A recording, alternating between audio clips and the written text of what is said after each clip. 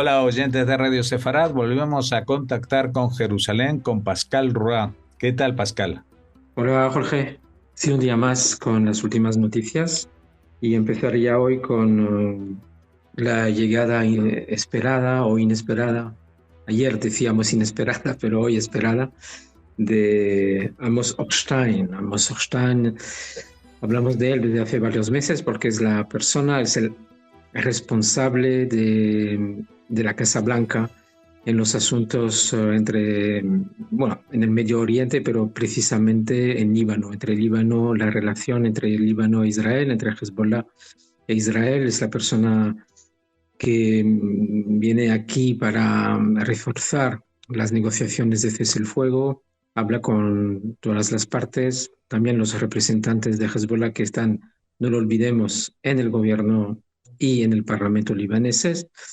Así que decíamos ayer que no se sabía con ciencia cierta si venía, había muchas dudas, y la cuestión era por si había avances, que él no vendría si no había avances. Parece que las hubo, parece que hubo una respuesta del Líbano directamente a los Estados Unidos, respuesta de la propuesta que se había formulado durante el fin de semana.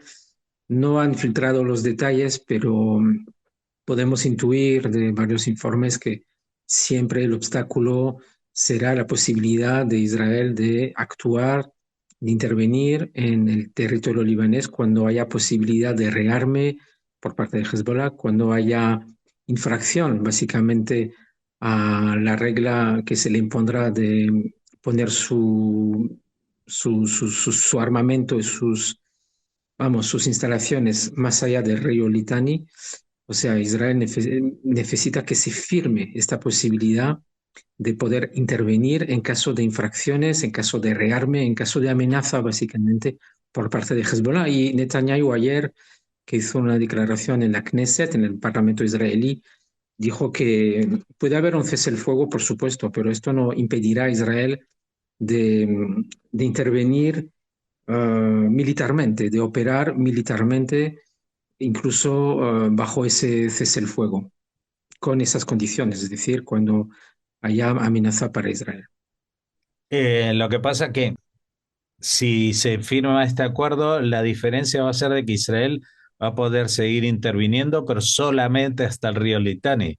Ya se impedirían esos ataques a Baalbek o Beirut o más al norte, ¿no?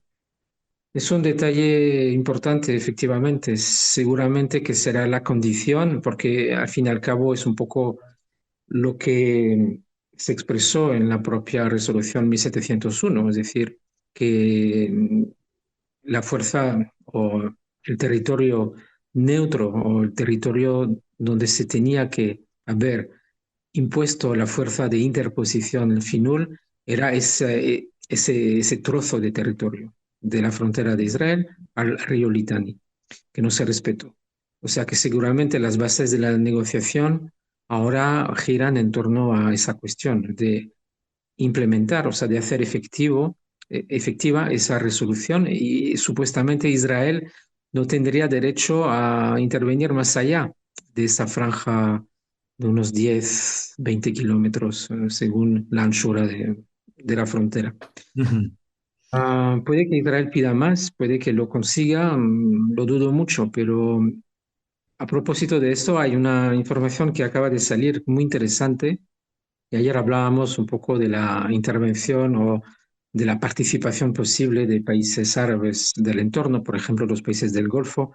Y hoy el ministro de Defensa francés, Sébastien Lecornu, que está en Abu Dhabi, la capital de los Emiratos Árabes Unidos, formuló el deseo que los países del Golfo apoyen como sea a la Fuerza Armada libanesa, ah, sobre todo, particularmente en la zona fronteriza con Israel, porque según él es necesario para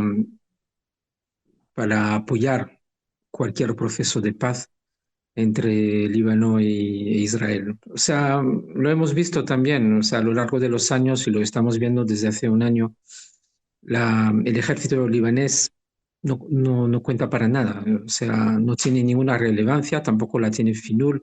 El único que manda en la región o el único que manda en el país es Hezbollah, o sea, hace imponer su fuerza. Si hay una intervención, como muchos lo desean, de los países del Golfo, no solo en Líbano, sino también en Gaza, pues puede hacer que las aguas vuelvan un poco a su cauce y que podamos respirar un poco de paz, porque si la ley de la jungla, la ley de la selva, la ley de la fuerza se impone, siempre ganará Hezbollah. Si, porque Israel es la única fuerza en la región que le puede mandar a callar, pero si no existe otro tipo de interposición que no sea la FINUL, sabemos lo que es la FINUL, pues no va a dar ningún resultado. Israel de todas formas no confía en eso y no estará la FINUL o la ONU en un acuerdo de paz, en un acuerdo de cese el fuego. Lo dudo mucho. Ujú. O sea que según tú, pues la FINUL no va a ser parte de la solución que se está hablando ahora con Hochstein. Porque aparte no tiene mucho sentido si Israel puede entrar en esa zona libremente cuando se sienta amenazada, entonces ¿para qué están allí? O sea, es como La poner, FINUL puede aparecer, como la ONU puede aparecer, pero solo enmarcada por otras fuerzas, otros países, otra, otra organización, pero vamos, bueno, pues Israel. en todo caso podrían encontrar una excusa que es hacer una fuerza de la FINUL, pero en la que solamente estén países árabes, en vez de que sea el donde hoy en día que son fuerzas de interposición de distintos lugares del mundo, entre ellas España, etcétera, etcétera. Bueno, pues que lo hagan con una FINUL, con delegación de Arabia Saudita, de Emiratos Árabes, de Omán, de Qatar, eh, no sé, pero en ese caso podría estar bajo el paraguas de Naciones Unidas, podría seguir llamándose FINUL, pero es constituida básicamente por naciones que no están sometidas a chantaje de eh, Irán, digamos, y sus aledaños. Sí, y mira, mientras se habla cada vez más de un posible acercamiento, de una posible solución de cese el fuego, Israel bombardeó estos días de forma más aguda a varios bastiones de Hezbollah, pero también recibimos más salvas de cohetes y drones desde hace 2 días, bueno, sobre todo desde ayer. Ha sido bastante importante el ataque continuo, incluso ayer, incluso hubo un ataque directo contra, bueno, una salva que atacó directamente a un pueblo árabe del norte de Israel. Se trata del pueblo de Shfaram. Hubo muchísimos daños, muchísimos heridos también de niños y desgraciadamente también una mujer árabe en esta ocasión que falleció. Y la pobre estaba en una zona más o menos protegida, en su casa que tiene una habitación reforzada, pero según las autoridades no estaba construida la habitación según las normas que se requieren. Es decir, la protección no fue suficiente y murió en ese momento en el acto. Así que bueno, una vez más, para explicar un poco a los oyentes, hay muchos pueblos de mayoría árabe que se encuentran en Israel y también ellos sufren los ataques de Hezbollah que a pesar de sus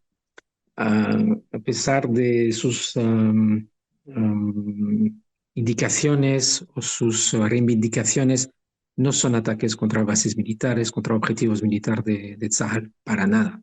Son Ujú. ataques discriminatorios. Sí, a veces llegan a un militar, a una base militar, bueno, pues habrán tenido suerte, pero en general, casi siempre es hacia bases, digo, hacia pueblos, hacia la gente de Israel. O sea, es muy importante hacer la distinción porque veo cada vez más comentarios en redes sociales como que Hezbollah se intenta equiparar a un ejército normal, ético, moral, que sigue todas las normas de la regla. No, Hezbollah, gente, sí, muchos miembros, es un grupo terrorista, nunca hay que olvidarlo, y mata a civiles, y mata a los suyos, como lo que pasó ayer. Ujú. Pero Una bueno, pregunta, porque por lo que veo, porque no es el primer caso de un árabe israelí que muere en el norte. Lo que estoy viendo es que quizás la población árabe israelí del Galil superior, de la Galilea superior, no se ha retirado de sus tierras por precaución, ¿no? Parece como que ellos siempre tienen un vínculo mucho más fuerte, digamos, con la tierra, son más digamos, dedicarse a labores agrícolas. Y entonces, bueno, su, su, su forma de ser depende mucho de estar cerca de sus granjas y tierras y bueno, y eso es lo que pasa, ¿no? sí, en el norte todo el mundo tendría que evacuar, pero los que no han evacuado en general es porque tienen posibilidad de refugiarse de forma inminente, o sea, tienen la posibilidad de estar al lado de un refugio. Y otros que, como tú dices, que toman el riesgo, pero yo desde aquí, desde Jerusalén, lo veo muy complicado, porque si hablamos de salvas de más de 100, incluso 200 al día, muy pocas veces llega a Jerusalén o nunca, y muy pocas veces también llegan a Tel Aviv. Sí, sobre todo desde Haifa a Tiberias. O sea, no evacuar esa región, esa zona es muy arriesgado. Y no solo árabes han fallecido en las últimas semanas, también israelíes judíos que se encontraban en el campo, en el kibutz, que trabajan la tierra, que ellos Ujú. también para vivir o sobrevivir. Claro, También trabajadores extranjeros que viven en los kibutzim y que ayudan en las labores agrícolas han sí. fallecido. O sea que cualquiera, Y o es por el también, vínculo con y también Tierra la o población drusa que se concentra muy cerca de la frontera con el Líbano y con el Siria, ¿no? Es decir, eh, todos estos colectivos que están muy ligados a su lugar de trabajo, digamos, de que dependen de estar allí para trabajar la tierra. Hay trabajos que se pueden hacer igual por internet desde otro sitio. Etcétera, etcétera, pero claro, hay trabajos que son o los haces allí o no se pueden hacer. Y este es claro. el drama desde hace 400 días, que los pobladores del norte pues no pueden estar viviendo sus casas y este cese del fuego pues supondría que pudieran volver a sus casas, cosa que, por ejemplo, aunque hubiera un cese de fuego definitivo con la franja de Gaza, no sería inmediato. El retorno de la gente de los kibutzim de la zona que rodea la franja de Gaza va a tardar mucho tiempo. Mira, aquí en España hemos sufrido unas inundaciones en la zona de Valencia y pues las casas evidentemente no han quedado tan damnificadas como después de una guerra o como lo que ha pasado en Israel. Y sin embargo, pues habrá muchos meses y tiempo que la gente tendrá que esperar hasta recuperar sus casas en condiciones. Pues en las poblaciones del sur de Israel esto va a llevar mucho tiempo porque todavía no se ha empezado, no se puede empezar hasta que no se acaben las hostilidades a recuperar y reconstruir. Entonces, y en el norte, pues los ataques han sido más puntuales, es decir, no ha habido una destrucción porque no han entrado en territorio israelí. Eso es lo que pretendían los de Hezbollah, pero no han conseguido hacerlo. Por eso hay mucha gente desplazada, pero no hay tanta destrucción como en el sur. Así que cada uno aquí, la idea es que Israel pueda volver a funcionar como estaba funcionando hasta el 7 de octubre del 2023, es decir, que la gente recupere sus vidas, que recupere sus trabajos y que se pueda volver a una cierta normalidad, ¿no? Normalidad y también más, más progresos a nivel económico, o sea, recuperar la economía en el norte, sabiendo que no es solo de labores agrícolas que viven los residentes del norte, sino de otras actividades, por ejemplo, el turismo. El turismo está siendo muy castigado en todo Israel, de todas formas. Por supuesto, a, a Jerusalén, o sea, vas a la ciudad vieja y, o sea, puedes pasear tranquilamente, no ves a ningún turista, pero en todo el país es así. Turistas extranjeros, por supuesto. Pero el problema del turismo del norte es que van ahí muchos israelíes en general. Es un lugar de turismo muy querido por los israelíes y desde hace más de un año, por supuesto, nadie va. Y tiene ahí el sector totalmente abandonado. Tengo amigos que son guías de turismo o escucho testimonios en la radio de gerentes de hoteles, pues cierran, ya no trabajan, están en el paro. Es como muy complicado y todo el mundo necesita recuperar una cierta normalidad también a nivel económico, sin hablar de los vuelos. Porque los vuelos, por ejemplo, para ir a España ahora no puedes ir de otra forma que con el AL. El AL que tiene su capacidad y una vez que ya no hay capacidad, pues ya no puedes volar y si lo puedes, te costará 1.000 euros. Así que Sí, son sí. momentos difíciles para todo el mundo, para israelíes sobre todo, y los que quieran viajar a Israel y visitar, de momento no lo pueden hacer. Pero bueno, hablábamos de los ataques más agudos, más importantes por parte de Hezbollah. También esta mañana y ayer por la noche hubo ataques o sea, salvas de cohetes, misiles contra el centro de Israel, la zona de Tel Aviv, también Ranana, Herzliya, o sea, toda la zona oeste del país, la zona costera.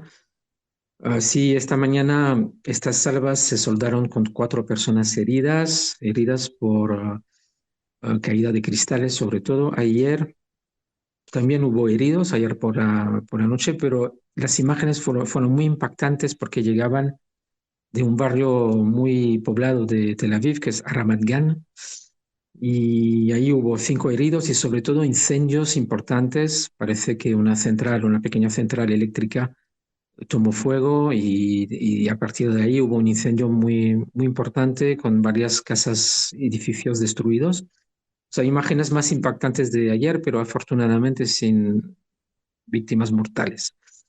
Am, Estos daños de ayer fueron producidos por fragmentos de cohetes que cayeron. O sea, la cúpula de hierro los destruye a muy alta, a una altitud muy, muy elevada, pero aún así las esquirlas hacen mucho daño. Por eso, como siempre digo, cuando estás en un refugio, no te atreves a salir antes de 10 15 minutos por lo que pueda caer, ¿no? Y ayer es lo que pasó. Para terminar con Líbano, con Hezbollah, un ataque selectivo ayer de Tzahal consiguió eliminar a un comandante de la unidad de cohetes de medio alcance, o sea, un responsable de una unidad que cometió muchos ataques por misiles y drones hacia el norte de Israel y Tel Aviv. Se trata de Ali Tawfik Duwek. El anterior también había sido eliminado en septiembre. Así que Tal no termina con sus eliminaciones selectivas, un día sí, día también. Y que es eso, cada día hay un nombre que aparece que es comandante de tal unidad y tal otra. Y para terminar, además de desgraciadamente la baja de un reservista en un ataque por dron esta mañana en el sur del Líbano, también ha sido atacada la base de la FINUR, de la que hablábamos al principio del programa. Lo que yo llamaría bala perdida, porque se trata de una salva de una veintena de cohetes contra Israel, contra el norte, y una cayó en una base de la FINUR, a la altura de un pueblo que se llama Ramieh, en el sur del país. Lo interesante es que la FINUR no emitió ningún comunicado y fue a través de Tzahal que se tuvo conocimiento y aparentemente, según el comunicado de Tzahal, hubo heridos y daños dentro de la base de la FINUR. Que para la FINUR, como siempre, son non-state actors. actores no estatales. O sea que la ONU nunca nombrará jamás, nunca nombrará a Hezbollah. Para ellos son actores no estatales y así se quedan tan panchos. Ujú. ¿La base esa de qué país era? ¿Los No, no, soldados? muy precisa, No muy lo precisa. dicen. Igual habrá un comunicado después del FINUR que lo Sí, precisará. igual también, igual tampoco el país lo señala, ¿no? O sea, igual el país atacado tampoco da la noticia. Hay veces que sí, depende, porque se ve Sí, no, que depende. Si es una bala israelí, hombre, claro que sí. Y aparece en primera plana y abre los noticieros. Pero digo de que como esta es una bala disparada por Hezbollah, pues nada, es una bala perdida, no tenían intención y no vamos a decir ni siquiera a quién mataron o a quién hirieron, de qué país eran, ni nada. en los otros frentes no hay mucho que destacar hoy, o sea, operaciones no de rutina, no voy a usar esa palabra, sino operaciones de destrucción del enemigo, de destrucción de Hamas en Gaza, como también destrucción de capacidad militar y gobernativa de Hamas en la franja de Gaza. Lo interesante que nos llega es que, como dijimos ayer, Estados Unidos presiona a Turquía para no albergar a los líderes de Hamas en su territorio, recordando que si es el caso, Estados Unidos no dudará en pedir la extradición de varios miembros del grupo, porque gente como Khaled Mashal, que será seguramente el futuro número uno de Hamas, está buscado por Estados Unidos. Y si pisa a Turquía, no darán Estados Unidos en pedir su extradición para que sea llevado a juicio en el país. Am, Turquía que dijo que no tiene intención de albergarles, que están de visita, pero también Doha dice que ya no están en su territorio y que han cumplido con la presión o con el objetivo de Estados Unidos de no albergarles más en su país. Podrían ir a Argelia, pero seguramente que las instalaciones hoteleras son de peor calidad Ujú. en el país También, argelino. también en el sur de Libia, seguramente los acogerán. Bueno, hay sitios donde estarán dispuestos a acogerlos. El problema es que esta gente no va a querer que los acojan en esos sitios, ¿no? A pesar de que son gente de su religión, que comparten su ideología, etcétera, etcétera. Pero no están acostumbrados a vivir con mindundis, ellos tienen que representar la miseria humana que se vive o se vivía en la Franja de Gaza, viviendo en hoteles de 7 estrellas como los que hay en Oriente Medio. Me he olvidado. Que estén de visita de forma temporal en Turquía o de forma más permanente, esto hace que Ronen Bar, el director de Shin Bet, bueno, ha volado esta mañana a Estambul para intentar reanudar negociaciones con Hamas precisamente sobre la cuestión de los rehenes, por supuesto. Negociaciones estancadas, pero bueno, sabiendo que están en Estambul o en otra parte del país, pues ha volado hasta ahí Ronen Bar, esta vez aparentemente con intermediación de Turquía. O sea que vamos a ver si hay un cambio que lo dudo mucho, si hay un cambio de signo en comparación con Doha, con Qatar, ya veremos. Am, en el frente del este, en Cisjordania, nada más comentar que desde anoche hay una redada continua contra células de terroristas en Jenin, en el norte, y de momento, según fuentes palestinas, habría 3 palestinos armados eliminados. O sea, una célula que tiene más sospechosos, más terroristas, y está en ello de momento Tzal y otras fuerzas del orden intentando eliminar la célula. Am, Nada, ahora más cuestiones de Israel para comentar. Seguimos con la problemática sobre todo en este contexto de guerra desde hace más de un año, la problemática de los ultraortodoxos llamados afilas, se supo que 7 nuevos órdenes de reclutamiento habían sido firmados por el propio Gideon Sa'ar, no, por Israel Katz, el nuevo ministro de Defensa, siguiendo la pauta de Galán. Esto fue este fin de semana, es el anuncio. Ya se han enviado 1.000 de los 7.000 previstos. Hay que saber que desde el verano 3.000 han sido llamados a filas y un porcentaje bajísimo se ha presentado. Hay manifestaciones todo el tiempo, por ejemplo, frente a las oficinas de reclutamiento aquí en Jerusalén, bloquean carreteras los ultraortodoxos, montan protestas muy violentas a veces y se niegan, o sea, se niegan a enrolarse y de momento el porcentaje de gente que se ha presentado de forma ni siquiera espontánea, porque al fin y al cabo están obligados a hacerlo, pues se trata de un 10%, incluso un poco menos.